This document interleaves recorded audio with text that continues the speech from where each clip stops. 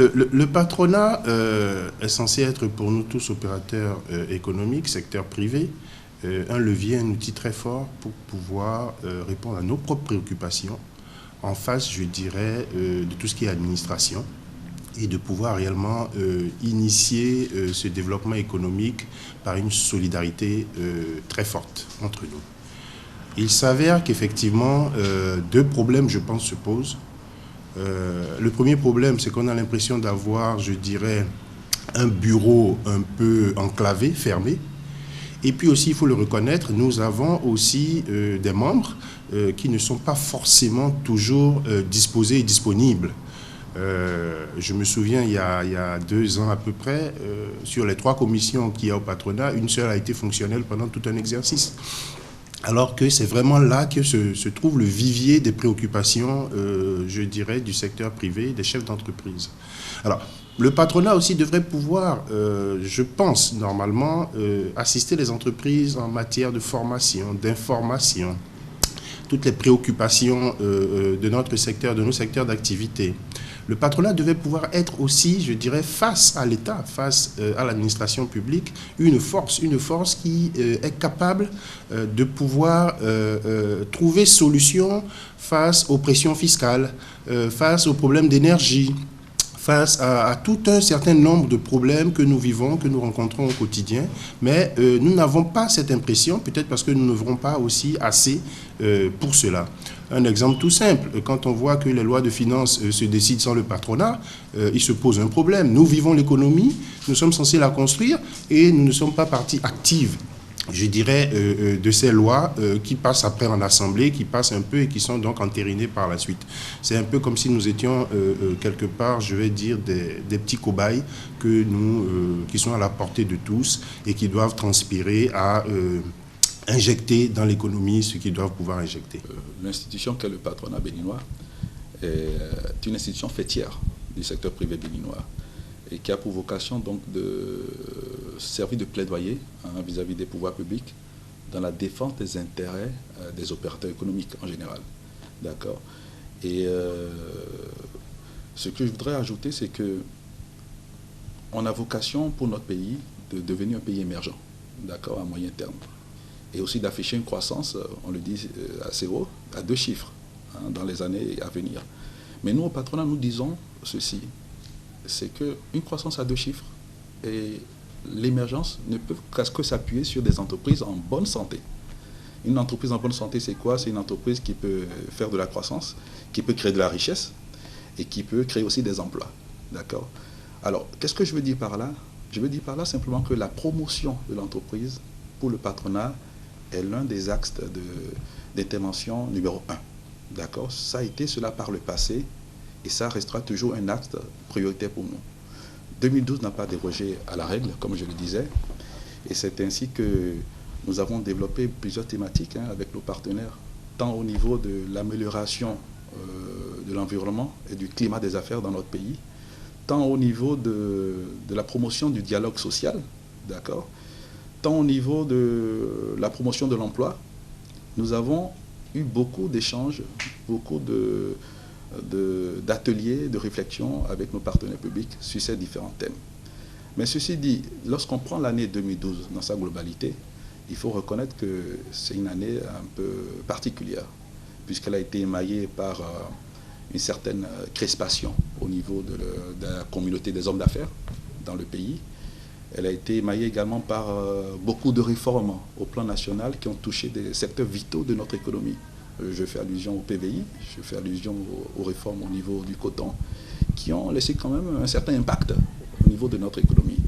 Nous, au niveau du patronat, nous avons été beaucoup préoccupés par toutes ces réformes, d'accord, puisqu'elles touchaient non seulement l'économie, mais certains démembrements également de notre économie. Si je prends par exemple le groupe de travail fiscalité que j'ai la joie, la chance ou l'honneur d'animer et qui regroupe la plupart de toutes les structures du secteur privé, nous avons déjà gagné quelque chose qui est de discuter avec l'autorité publique.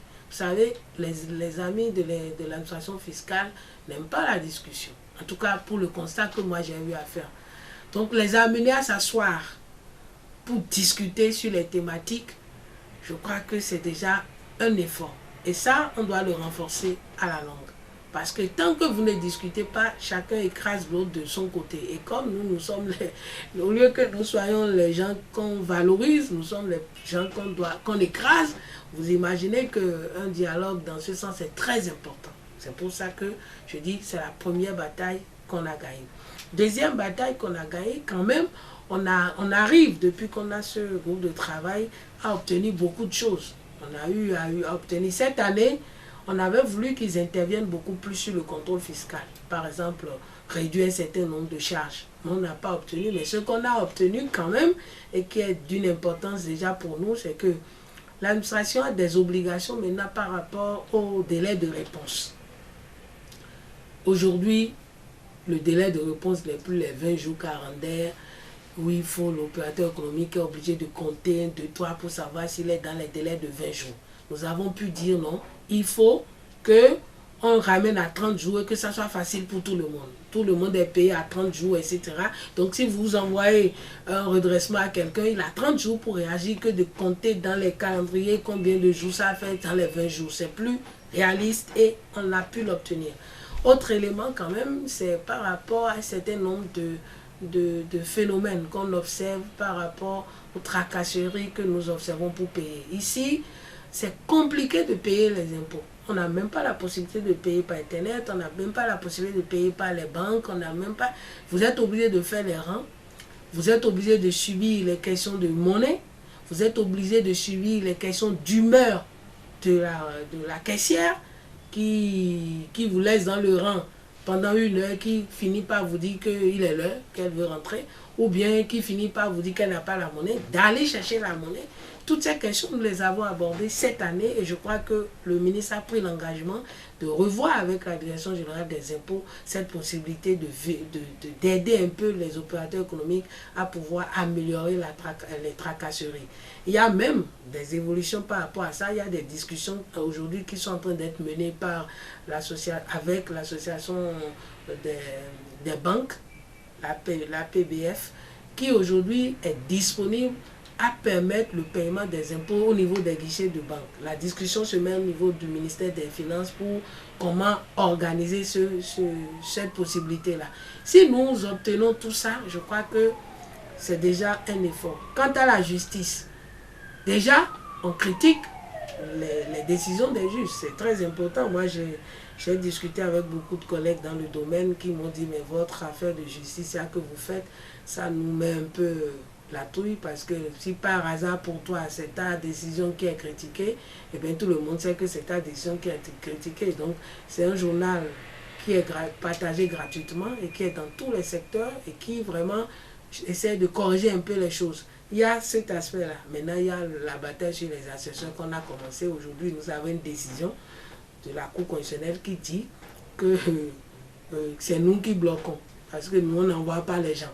Alors que nous, on a tout fait pour nommer les gens, même si certains ne sont plus vivants aujourd'hui, mais ceux qui sont vivants, mettez-les dans les tribunaux.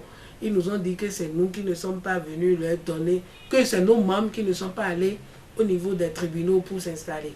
Bon, nous avons pris acte de ça, et je crois qu'au niveau du patronat, les dispositions sont en train d'être prises pour que la liste des assesseurs qui existent encore soit renvoyés dans les tribunaux et que les gens là soient convoqués pour qu'on ait des résistances pour reposer encore le problème. Je vais commencer par dire mes bons voeux au président Diavon, bons voeux de succès, de paix, de prospérité dans les affaires. Et à travers lui, c'est à tout le patronat béninois que je présente les voeux. J'aurai sûrement l'occasion de les lui porter de vive voix ce soir. Alors, disons que pour nous, en tout cas, l'Ordre national des architectes et des urbanistes du Bénin, le patronat a apporté un plus très significatif. Très significatif dans la mesure où nous sommes maintenant dans un conglomérat où nous ne sommes plus une appendice de l'État. La première chose pour nous, c'est que le patronat ne soit pas sous la tutelle d'un ministère. On ne peut pas en dire autant d'autres institutions. Je ne veux pas trahir un secret comme la Chambre de commerce, par exemple. D'autre part, le patronat a eu le mérite de nous réunir et de défendre nos intérêts. J'espère que les résultats issus de la table ronde qu'on avait organisée récemment seront suivis des faits. Il faut qu'on lutte pour ça. Il faut que, comme ça se voit maintenant, les patrons aient dorénavant pas seulement des devoirs, mais aussi des droits. Que les patrons soient moins brimés, que nos droits vraiment puissent s'exprimer. Je suis architecte moi et je voudrais souhaiter aussi que le siège du patronat finalement voit le jour. On l'a dit dans le budget, on l'a décliné dans le budget de l'année en cours, mais je remarque que ça n'a pas encore connu le minimum de démarrage. Donc il faut que le siège du patronat voit le jour, parce que, avouons-le, c'est quand même une honte. Allez ailleurs, vous verrez ce que c'est que le siège du patronat. Nous étions en extase lorsque le président Adjovi a émis l'idée, mais nous sommes un peu déçus à ce niveau-là parce que je ne vois pas le début du commencement. Pour terminer, je vous ai dit louer le dynamisme du bureau. C'est vrai qu'on peut aller plus loin, mais pour le moment, je pense que l'Ordre national des architectes et des humanistes du Bénin est amplement satisfait des résultats. Je voudrais vous l'avouer aussi. Nous sommes revenus au patronat sur les conseils du Premier ministre. C'est lors d'une audience qu'il avait accordée à notre bureau qui nous a dit, mais vous vous plaignez tout le temps, est-ce que vous êtes dans les groupes de pression? Le patronat, par exemple. C'est de là que je suis sauté sur l'occasion pour faire intégrer notre corporation au patronat, et ce que nous ne regrettons pas. Pas du tout alors. Effectivement, il est de tradition que chaque année, les membres du Conseil national du patronat se retrouvent à l'occasion des vœux. Donc nous présentons les vœux au président et nous recevons également les vœux du président. Alors vous me demandez quel est le regard que j'ai sur l'année écoulée. Un regard positif, parce que nous avons pu organiser en concertation avec le gouvernement une table ronde.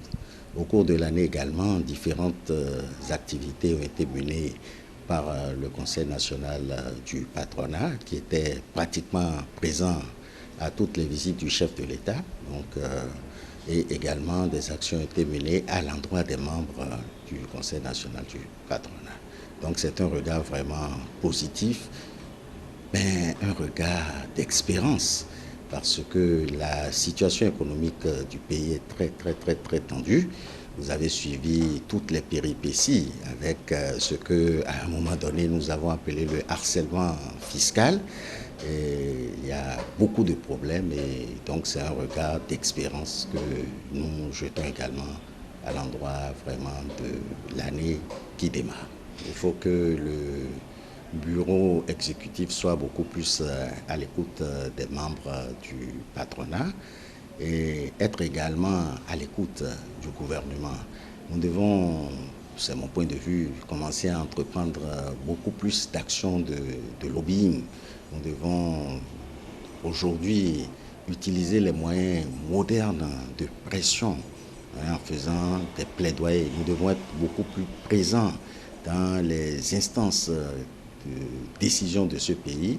Nous ne devons en aucun cas utiliser la politique de la chaise vide, parce que là où nous devons parler économie, là nous devons parler croissance, il faut que le patronat soit présent.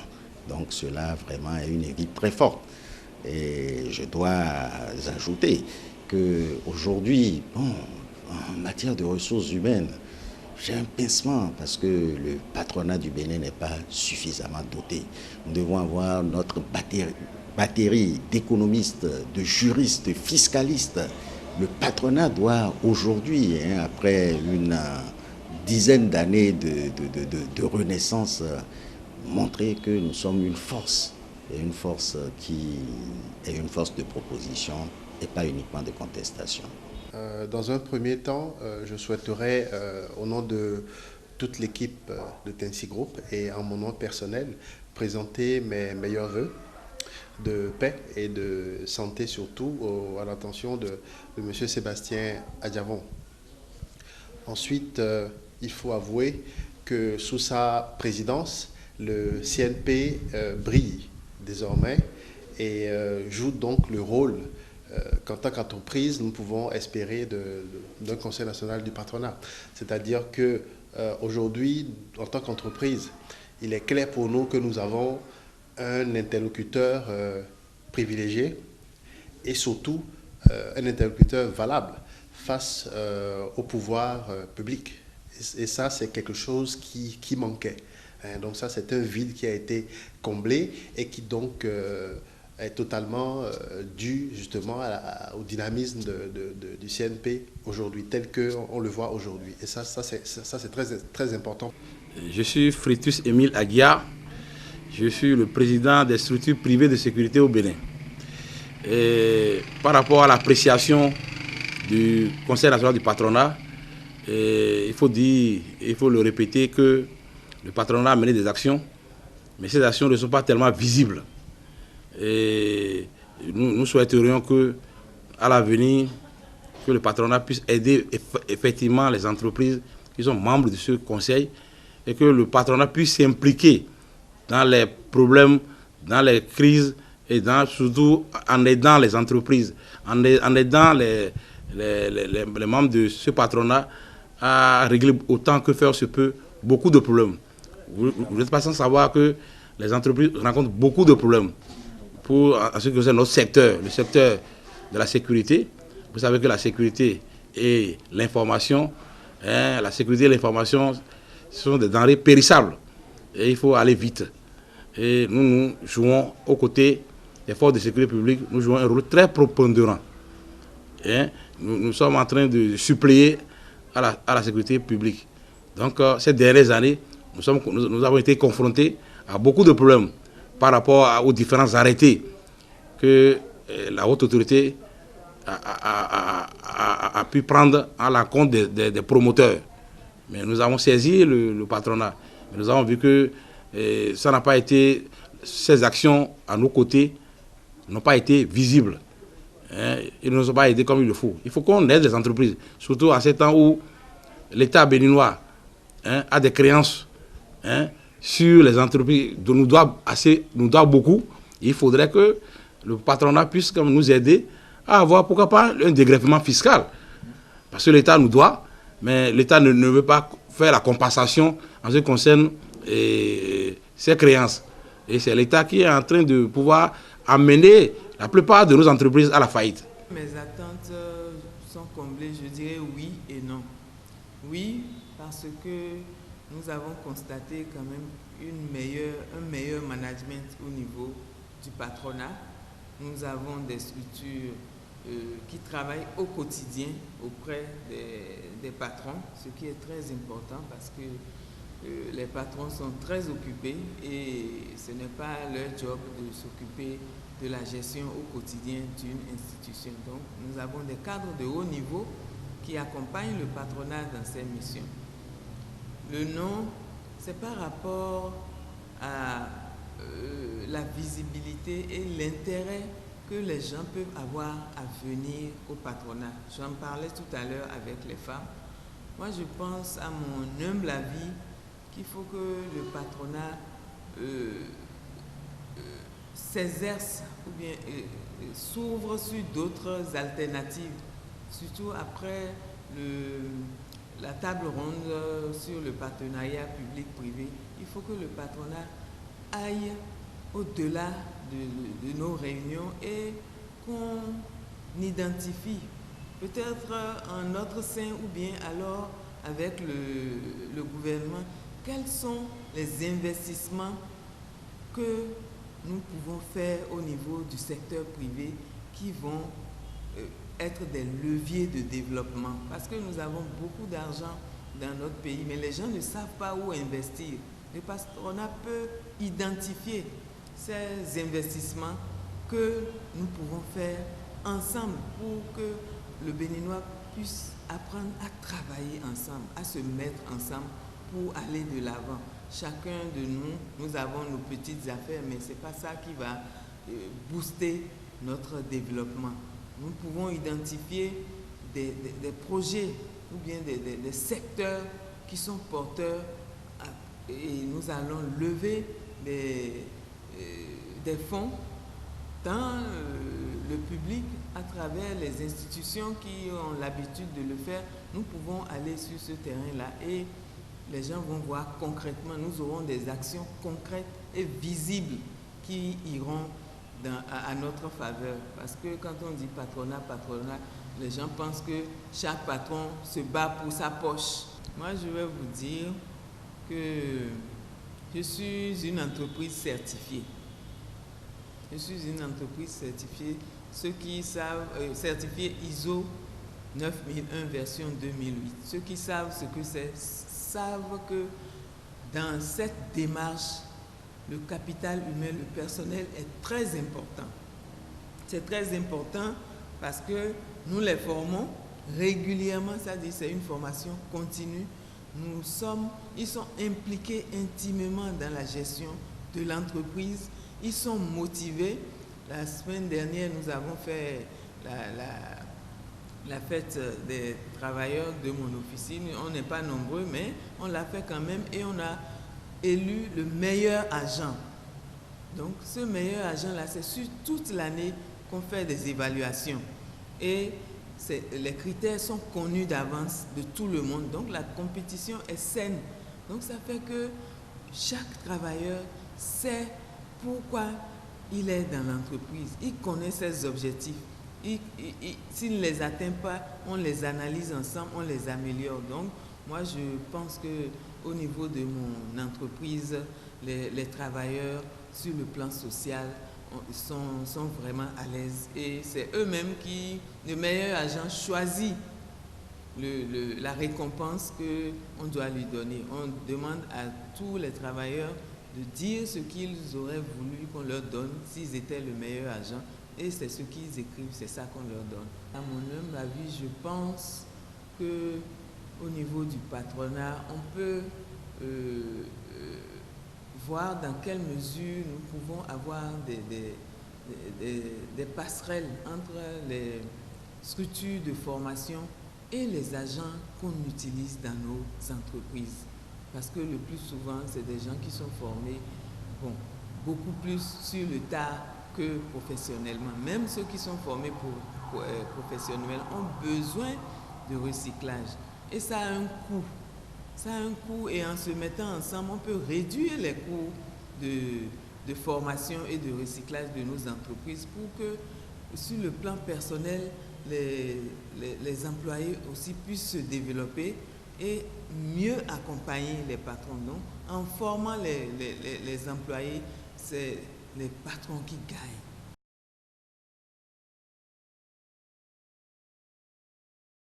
Un emploi pour un jeune, c'est un peu près le stock de la vie.